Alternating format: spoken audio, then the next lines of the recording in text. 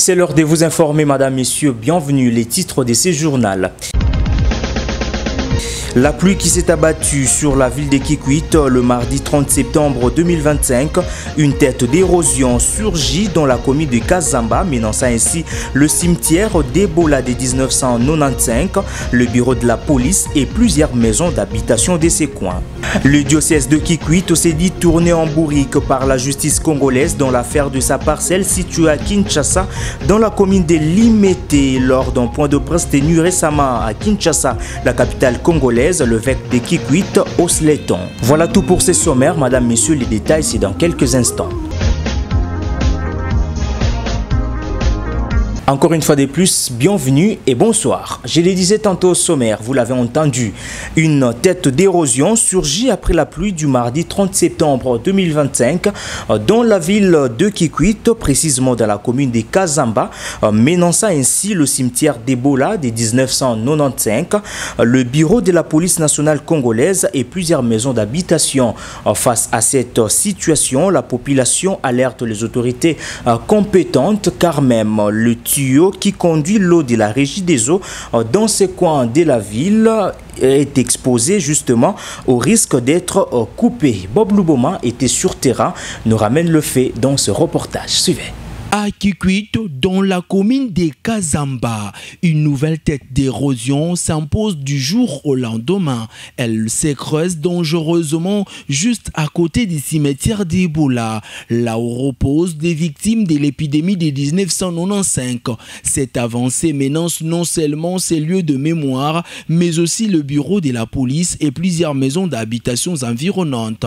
Au-delà du risque de voir ressurgir une maladie déjà meurtrière, la population craint également une coupure d'eau. Les tuyaux de la régie des eaux étant désormais exposés. Face à cette situation alarmante, la population appelle à l'implication urgente des autorités, tant au niveau urbain que provincial et même national. Pour elle, il faut agir vite afin de stopper l'érosion avant qu'elle ne transforme ces coins de la ville à un véritable drame humanitaire. Papa journaliste ça oui foule. Benu arrive à kuna na ntola na banfumu na beto ngo beto bankabe tuzabo nkutu fatana meswetwe mona bove. Bore mono be bore mona te plasai. Semaine na ben luta mo wa chef de cellule go bula tangonde malade Ebola na kufutu kabe pesa be bantu bambot.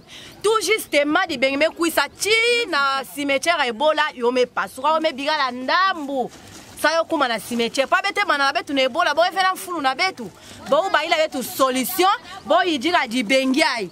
Betre na di bengi mosi angolo ya kuisa ya into di bengi metula awa kisika bozika ka bantu ya kufora na maladie Ebola.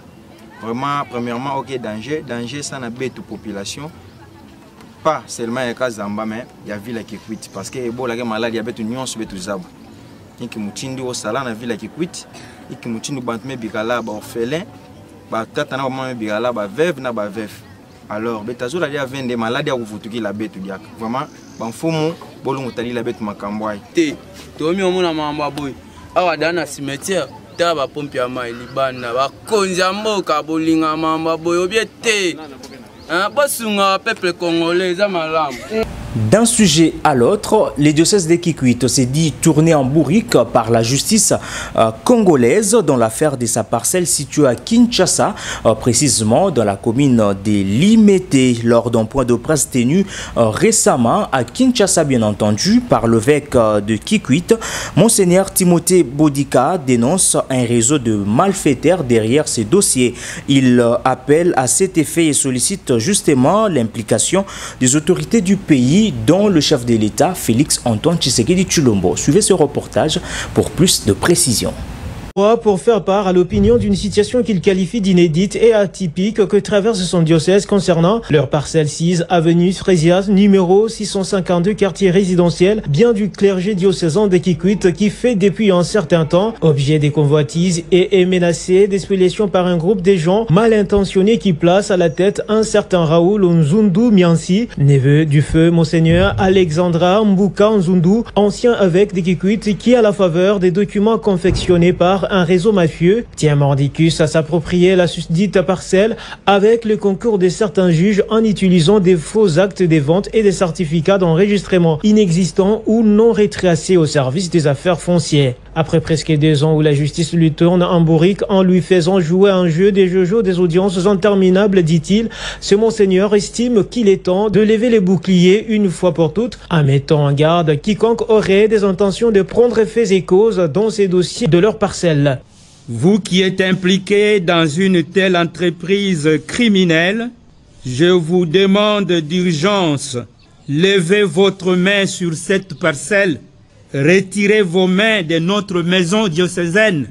Cessez d'étouffer et de saigner le diocèse de Kikwit. Il dénonce les velléités mensongères de ces réseaux mafieux avec les concours de certains juges corrompus qui ternissent l'image de la justice en République démocratique du Congo en utilisant des faux actes de vente et des certificats d'enregistrement. La parcelle n'est pas à vendre et le diocèse de Kikwit ne se laissera pas faire. J'en appelle donc à son Excellence, Monsieur le Président de la République, chef de l'État, magistrat suprême, à vous, honorables sénateurs et députés nationaux, à son Excellence, Madame le Premier ministre, à leurs Excellences, Mesdames et Messieurs, les hauts magistrats, à vous, son Excellence, ministre de la Justice, à vous, honorable Ebérante Kolongele, conseiller spécial du chef de l'État en matière de sécurité, d'avoir une attention spéciale. Rappelons que ces points de presse de dénonciation avaient pour objectif de casser les carreaux pour que la vérité... Fini les divergences au sein du parti UDPS suite aux orientations de l'autorité de référence du parti présidentiel Félix-Antoine Tshisekedi Tshilombo. Le camp Biziboué Kabouya se sont réunis il y a peu à Kinshasa au siège national de ces partis politiques sous la facilitation du comité d'accompagnement. Ces derniers projettent à cet effet une matinée politique d'envergure justement pour une réconciliation pour ces samedi 4 octobre 2025. Suivez ce reportage pour plus de précisions. L'Union pour la démocratie et les progrès sociaux, UDPS Tshisekedi, vient de tourner la page de ces divergences internes. Ce mardi 30 septembre, les différentes tendances du parti se sont retrouvées au siège national à Kinshasa sous la facilitation du comité d'accompagnement afin de mettre en exécution les orientations données par la haute autorité politique des références du parti. La rencontre avait pour objectif de préserver l'unité et la cohésion au sein de la formation politique. Les participants ont décidé d'un commun accord de travailler ensemble et de préserver strictement toutes les directives de la haute autorité. À en croire les communiqués de presse lus par Christian Loumou pour les comptes du comité d'accompagnement. 2027, des orientations claires visant le rapprochement de toutes les tendances du parti qui se sont retrouvées en divergence. Conformément à cette volonté, le parti, avec le concours du comité d'accompagnement, se sont réunis au siège du parti ce mardi 30 septembre 2027 en vue de la mise en exécution des orientations de la haute autorité. À l'issue de cette rencontre, les partis ont décidé de commun accord de se remettre ensemble et de tourner la page de leurs différends. Elles se sont engagées à observer strictement toutes les orientations de la haute autorité, notamment celles relatives 1.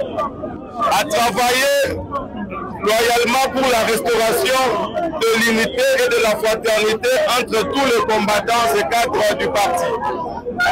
2.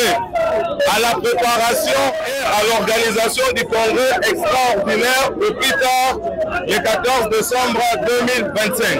3. À animer ce samedi 4 octobre 2027 au siège du parti une grande matinée politique de réconciliation. 4. Élaborer une feuille de route devant guider le processus conduisant à la tenue du congrès. Les suivis, organe permanent de concertation, a été chargé d'assurer la bonne exécution de ces décisions. Le regard des hommes. D'une province à une autre, nous sommes au Congo central. La pétition initiée par la majorité parlementaire visant le bureau de cet organe délibérant a été déposée au secrétariat administratif de cette institution hier mardi 30 septembre 2025.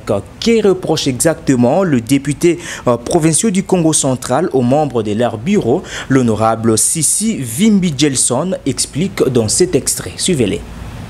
De moi, mais parler d'une représentation de la majorité qui a eu à mettre en place les bureaux de l'Assemblée provinciale du Congo central. Donc nous sommes ici une représentation de notre majorité. Eh bien, nous allons donc vous dire que c'est nous qui avons mis les bureaux en place. Et nous venons aujourd'hui dénoncer le désordre du bureau. Nous avons remarqué que plusieurs membres du bureau se contentent à des intérêts privés et ça dérange notre institution. C'est comme ça que nous avons résolu en tant que majorité qui a mis les bureaux en place. Ces bureaux est notre émanation. Nous avons décidé de déchoir tous les bureaux. C'est comme ça que nous vous présentons notre accusé de réception. Nous avons déposé notre mémo, nous avons déposé notre motion, notre pétition à charge de tous les bureaux. Donc nous vous renseignons aujourd'hui que tous les bureaux sont mis de côté. Voilà un peu la position que nous vous présentons aujourd'hui par rapport à cette rentrée. Parce que bien avant, à la veille de la rentrée, vous avez appris par-ci, par-là, plusieurs turbulences. Et nous, en tant que membres qui ont mis en place ces bureaux-là, nous avons trouvé qu'il faut enlever tout équivoque et mettre tout le monde de côté. Et puis, réagissons à ces sujets en duplex. L'honorable président de l'Assemblée provinciale du Congo central, Papi Mantezolo, indique qu'il reste jusqu'à la preuve du contraire président de cet organe délibérant, mais précise qu'il va s'incliner à la position ou décision de la plénière. Il accuse tout de même Kinshasa à soutenir le pétitionnaire. Suivez. Tout ce que vous avez vu ne sont que des faux. Jusqu'à preuve du contraire. Dès lors qu'il n'y a aucun bulletin qui est entré dans les urnes pour consacrer ma déchéance, je vais jouir pleinement de mon pouvoir de président jusqu'à la dernière seconde. Considérez-moi comme le président Papi Mantezolo jusqu'à ce que lorsqu'on aura à statuer. Et si jamais les collègues estiment que je dois partir, je vous dirai, j'ai été élu pour être député et je vais rester député pour les biens de la province. Et ici, je vais noter sur un bic rouge. Vous allez comprendre, la province du Congo central a maintenant des minéraux stratégiques.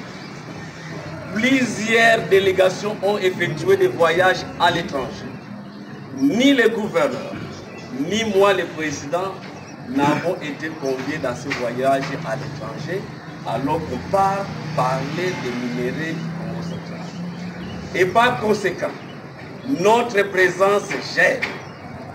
Comment comprendre que ceux-là qui doivent retirer leur confiance contre le président doivent le faire à Kinshasa? D'où ont-ils reçu les moyens pour loger dans des hôtels privés? Ça, c'est une autre question que vous, les journalistes, vous allez investiguer. Mais en ce qui nous concerne, votre bureau a constaté, sinon 5 pétitions.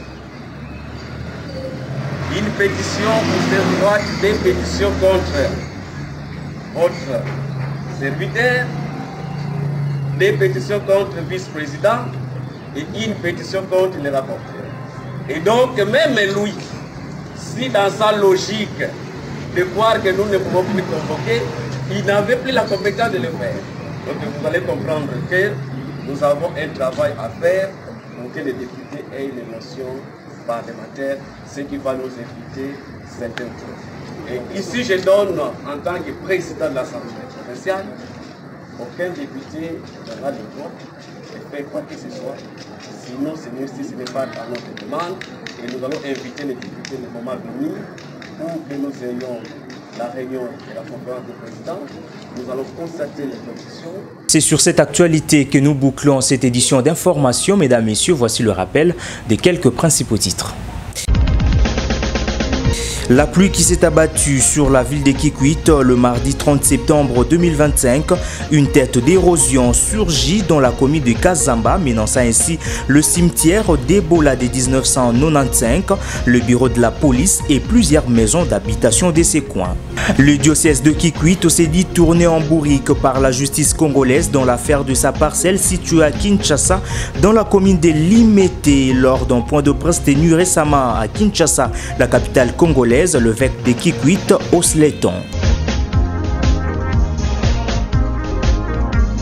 Fin complète de cette édition d'information. Merci à vous de l'avoir suivi. Un grand merci à Bob Luboma qui l'a écrit avec nous sous la coordination de Gloire Munungi Mutala, la réalisation de Brice Bouka, la présentation de Christian Nakatala. Au revoir.